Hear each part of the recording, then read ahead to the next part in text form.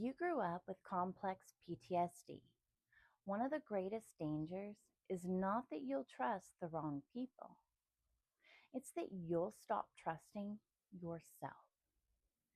And when that happens, even genuinely gifted spiritual teachers can become incredibly dangerous. There's a conversation the spiritual community desperately needs to have. Yet so many people seem reluctant to even touch it. Some healers are extraordinarily gifted, yet deeply unethical. Those two things can exist within the same person.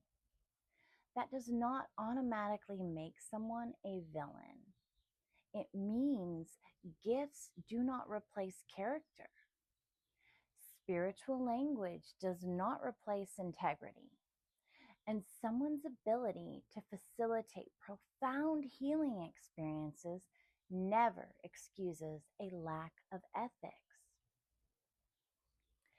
If you've survived childhood trauma or complex PTSD, this conversation is not optional. Trauma does not just teach us to doubt ourselves, it teaches us to abandon ourselves.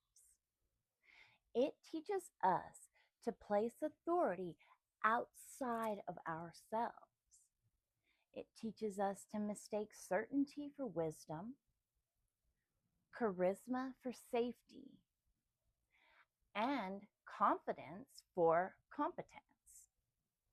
When your nervous system has spent a lifetime adapting to unpredictable people, someone who appears calm, knowledgeable, and certain, it can feel profoundly safe. Sometimes it is safe. Sometimes it is not. Learning the difference is an important part of healing. I know because I lived it. When I met this teacher, she was warm, nurturing, and incredibly knowledgeable. She certified me as a Reiki master. In the beginning, I genuinely felt safe. I felt seen. I felt understood. I learned things that truly helped me, and I'm grateful for that season of my life. I want to honor that because it's true. If something had felt obviously wrong from the beginning, I would have walked away, I think.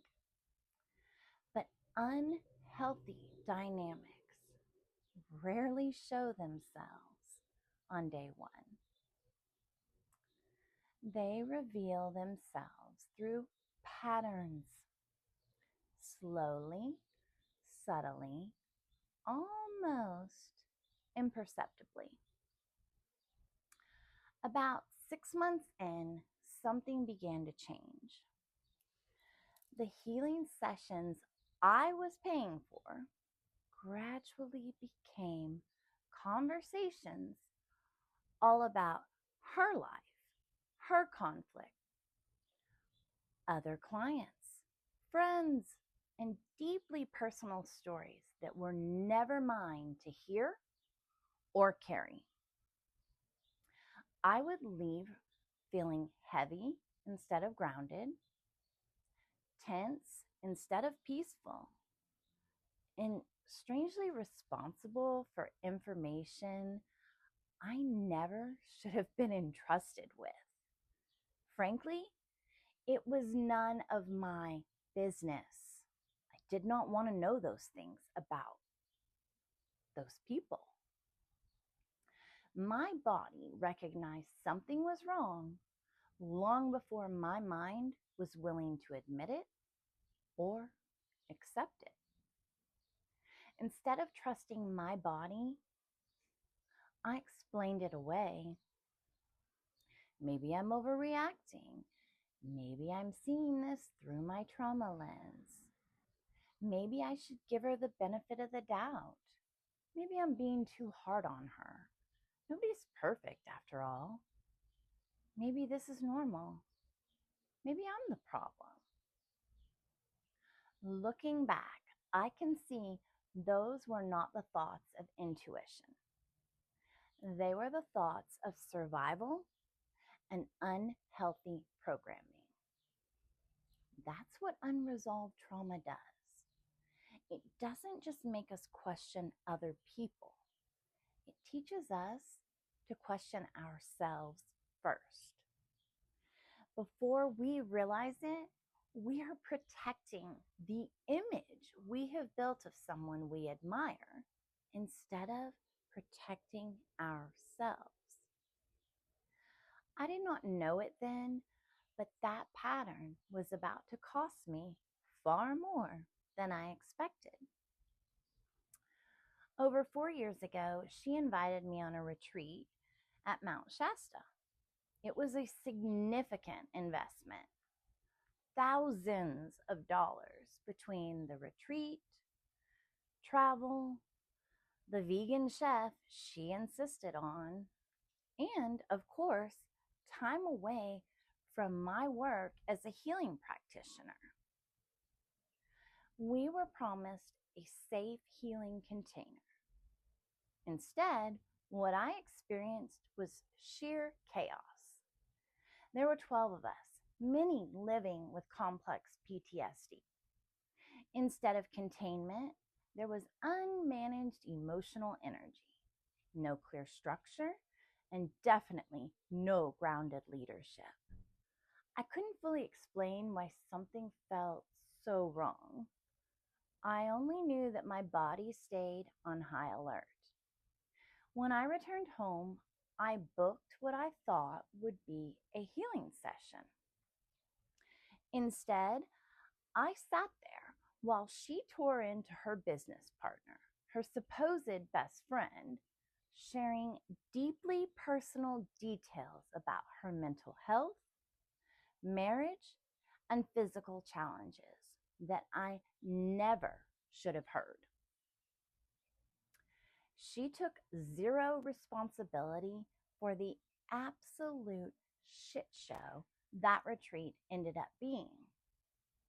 She placed all blame on a woman who never did anything to me, nor did I ever hear this woman speak ugly about anyone.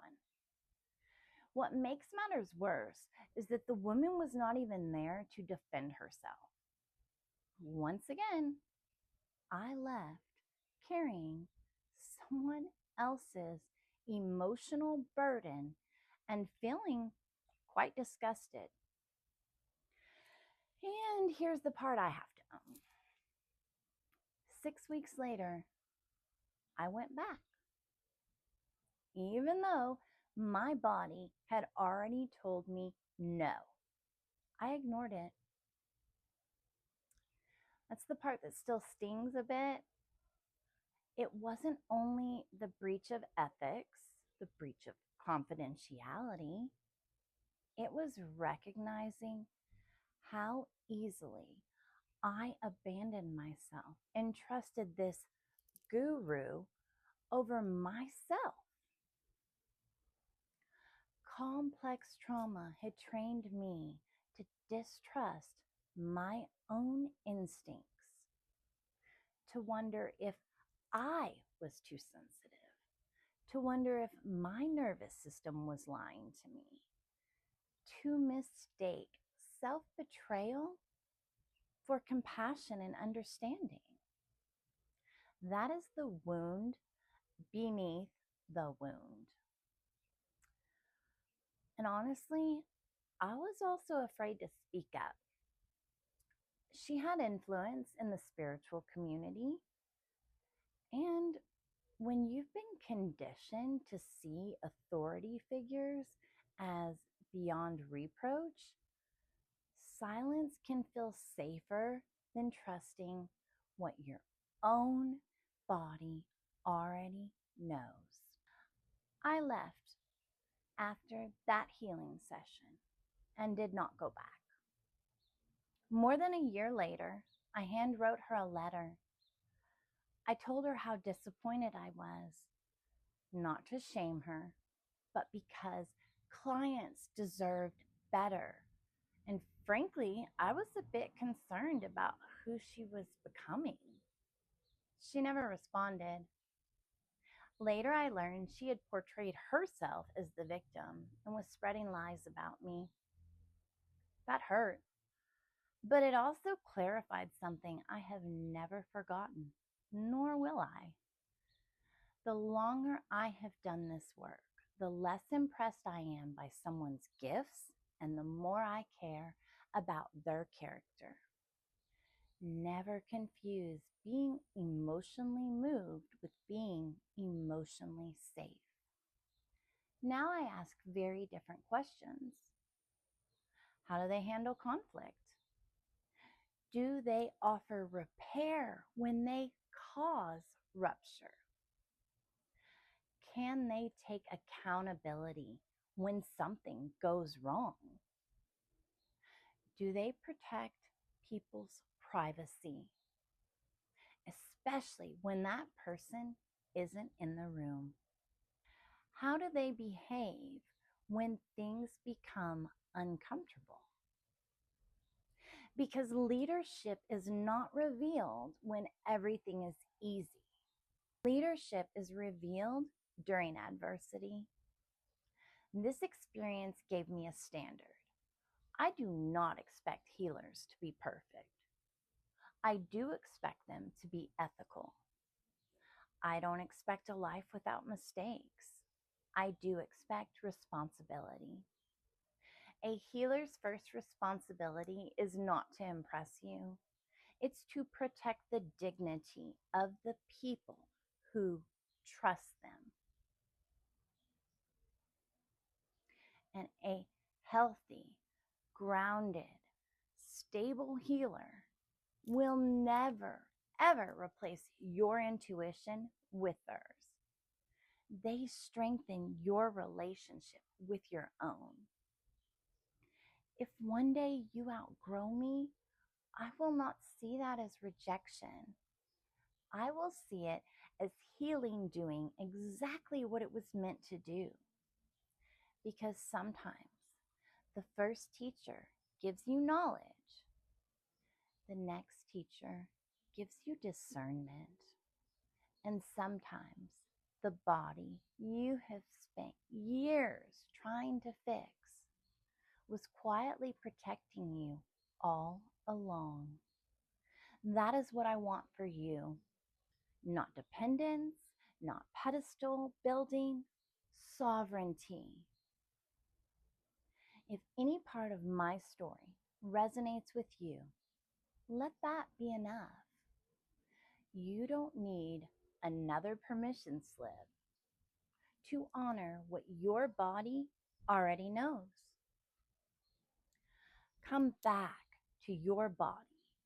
Come back to your truth. Come back home to yourself. If this conversation resonated with you and you are looking for grounded, trauma-informed support that honors your sovereignty, that's the heart of who I am, Kat Grace. Whether through a private session or through the upcoming membership community, everything I offer is designed to strengthen your inner compass, never to replace it. If this episode helped you trust yourself even a little more, I'd love to hear what stayed with you. Leave a comment below with one insight you are taking with you. And if someone you love needs this reminder, share it with them. The healthiest guides do not teach you to need them. They teach you how to trust yourself. Until next time, namaste.